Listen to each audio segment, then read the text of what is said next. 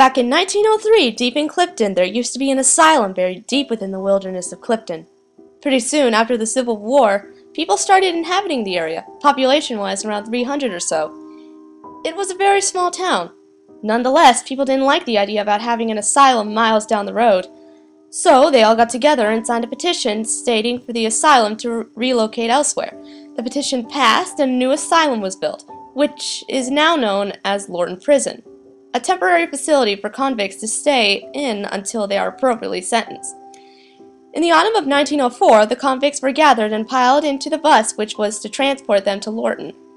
Somewhere during the drive, not too far from where they left, the driver had swerved to avoid something and the bus had started to tip and soon was rolling in a terrible collision course.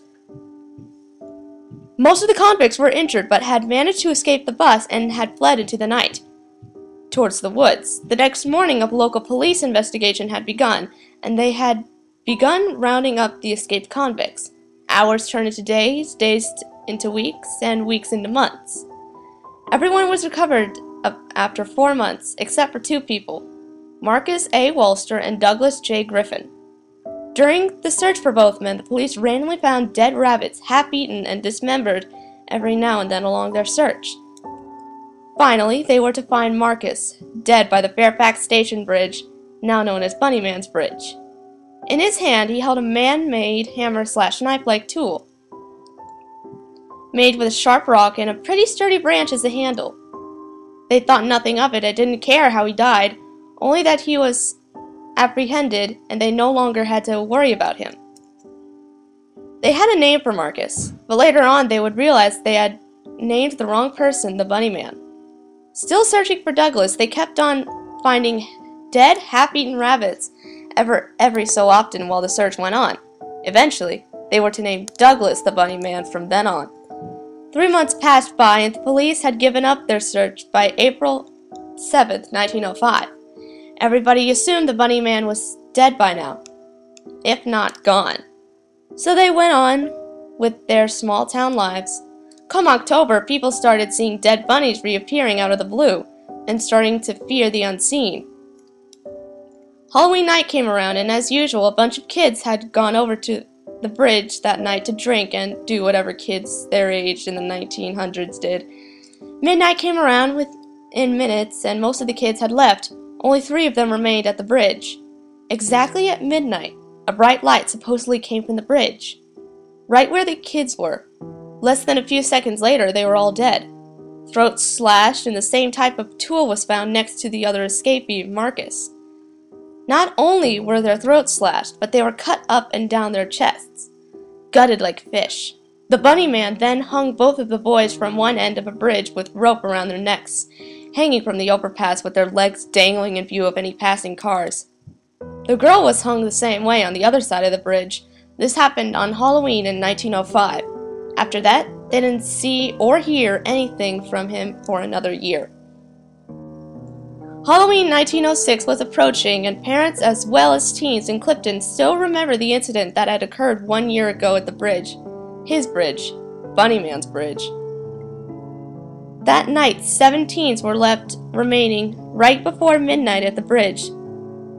Thinking little of it, 6 remained inside the bridge while one, Adrian Hodala, had remained a good distance from the bridge, hoping to have enough time to escape if the same thing happened again.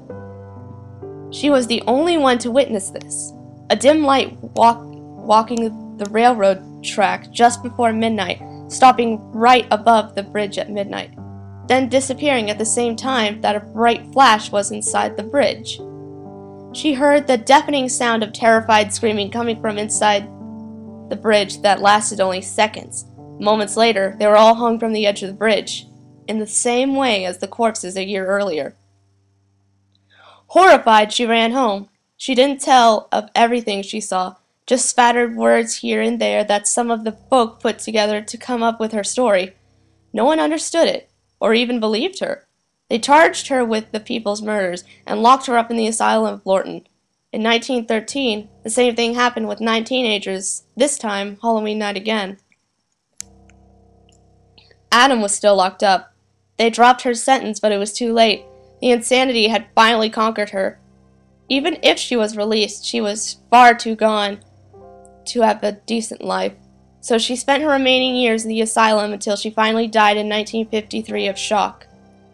No one knows what exactly she died in shock from, but supposedly she had died in her sleep, dreaming of that one dreaded night. Perhaps the Bunnyman had finally gotten to her. More murders were to take place, however, although after the murders in 1913, most people stayed clear of the bridge on Halloween. 1943 rolled around, and 6 teenagers go strolling out on Halloween night. A couple hours later, all of them dead, same way as all the others. Investigations took place, but as usual, nothing was discovered. 1976, the same situation occurs, this time with only 3 people. The only other incident that occurred since then was in 1987, 12 years ago. Janet was enjoying the night with her 4 friends. Halloween night had finally come, and they had gone driving out to enjoy the night after invading the children's candy bags. They had settled around 11 at the bridge, waiting for midnight to come. They didn't believe in the myths, so they decided to see it for themselves, and were to be the only ones who actually withstood the Bunnyman. They had waited around 55 minutes or so it was nearly midnight. When Janet started getting a little scared, they all had been pulling pranks on each other, jumping out the bushes and screaming, so she was a little worked up. Midnight hits, and by this stage she is completely freaked out. She's almost out of the bridge when the lights get really bright inside. When that happens, her body is halfway outside the bridge. She sees her skin start tearing at her chest, but nothing is piercing her skin.